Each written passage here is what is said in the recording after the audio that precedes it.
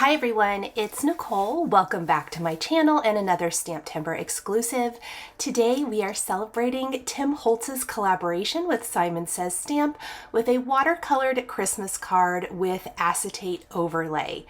I am using Tim's new watercolor pencils as well as his stamp and stencil set from the STAMPtember release.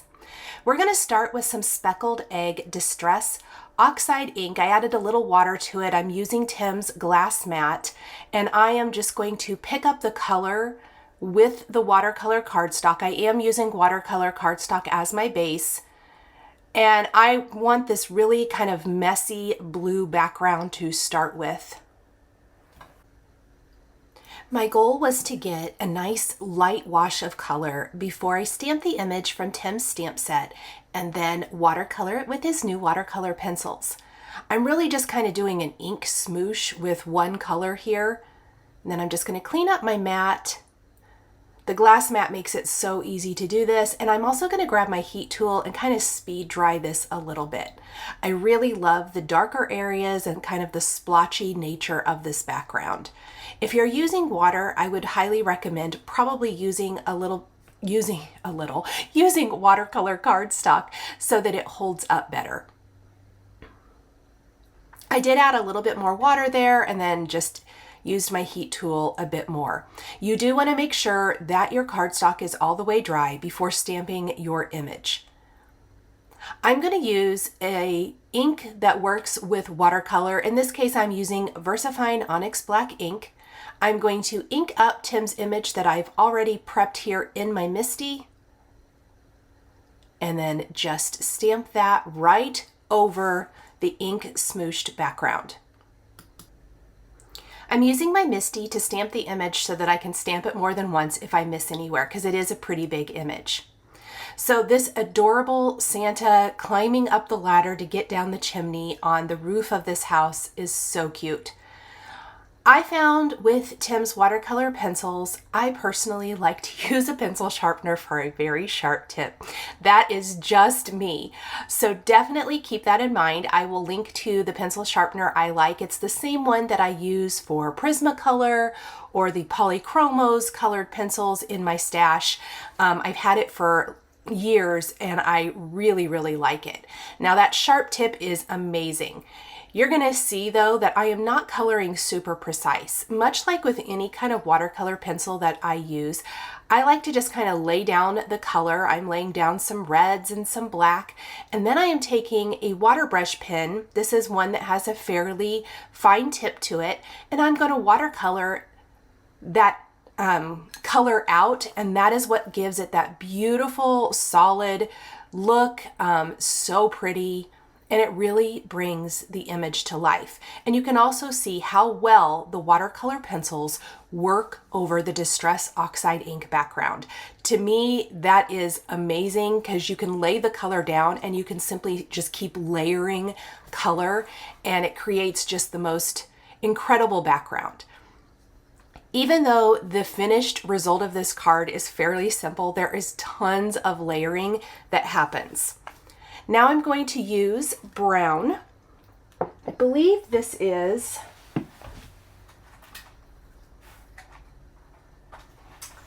well, I'm going to tell you for sure what this is. Vintage Photo is the color of this. Santa has barn door, fired brick, and black soot. And that ladder just comes to life.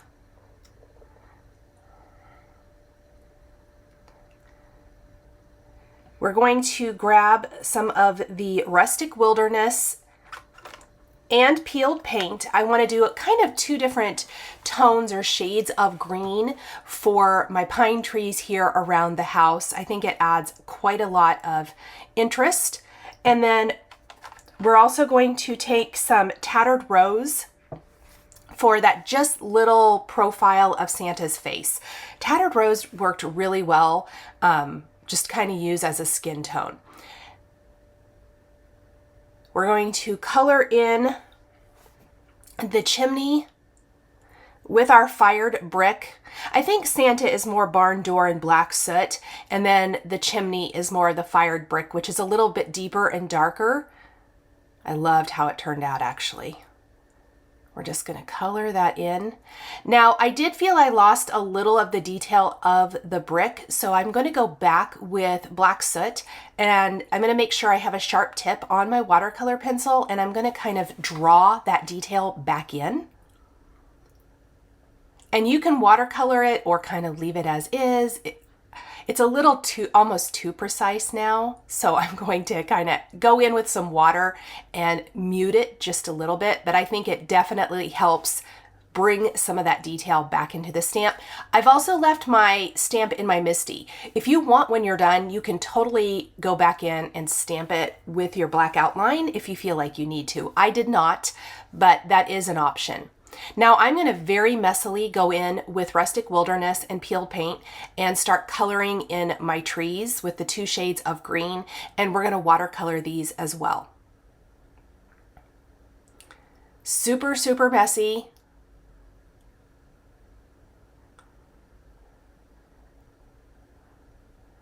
And then just adding all of the little tree. Look at that. It just makes that whole scene come to life. So I will tell you, as I am finishing coloring up these trees, I did stamp an acetate overlay for my card, and I do use it for my card. However, I lost that file on my video camera, and I don't have that to show you how I did it, and I did not refilm it. But if you've seen any of my other acetate overlay videos, I did it exactly the same, where I took a piece of acetate. I'm going to use some acetate from Hero Arts. I really like the Hero Arts acetate. It's not super thick, but it's not super thin, and it cuts, and it also die cuts, even though I'm not die cutting it today, really, really well. And I'm going to stamp on it with white Stazon ink. And I mention this because I'm going to link to a video at the end of this one where I'm doing kind of a similar technique. So if you want to see that technique up close, you can see that there. Luckily, the watercoloring files were not corrupted, but for whatever reason, those files with the stamping, something happened to them, and I had a terrible time trying to get them to my computer. So I just went with it. We're going to roll with it this month. Oh my goodness, look at those trees. It's really bringing the whole scene to life. So we don't really have a whole lot more to color here. I am going to take my very favorite color of the season, iced spruce.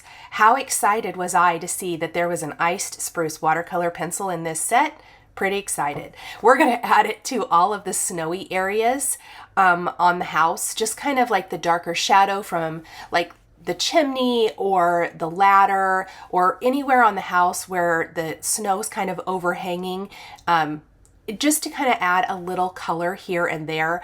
I really like how it has that snowy feel to it. I really like it. And then kind of when I have all of that, looks pretty good. Looks like I need to smooth out a little iced spruce right there. We're going to make sure that our background is completely dry. Then I saw a couple places I wanted to add a little bit darker. Black soot is my favorite for this, so even on the trees, I'm going in with black soot and kind of adding in some more of those shadows. I'm going to add a little bit along the ladder, all the way down. Kind of very loose coloring. I know a lot of you have asked about the watercolor pencils and what I thought of them, and I just thought this was the perfect opportunity to really give them a go. So here's my acetate overlay that I was talking about. I used the 3 snowflakes from Tim's stamp set, and I also used one of the greetings. There's several greetings, and I used one of them. Okay, we are going to take some Snowfall Distress Grit Paste with the stencil that comes with Tim's set. So not only do you get the amazing stamp set, but you also get the stencil. And I am being pretty particular, I should say, where this is going. I don't want too much of it over Santa. This is going to dry pretty translucent. It's going to add some nice glittery texture though. Look at that. love it. And then I want to set this aside to completely dry. And I just used a little palette knife in my collection for that. Then I am going to take some Distress Mica Stain, and this is one of last year's colors. When I filmed this, I wasn't sure of the release date for the Christmas stuff, so I did not use this year's colors. But if you have last year's, or if you have some of this year's, use whatever you like. But for more control, I don't want to take the mica stain and just spray it over my background and ruin it. So I put a little bit of the liquid in my plastic splatter box. It's just a storage box from Walmart. I pick it up with a little paintbrush and then I splatter it over the background. And I love it because it's kind of got that beautiful mica shiny finish to it.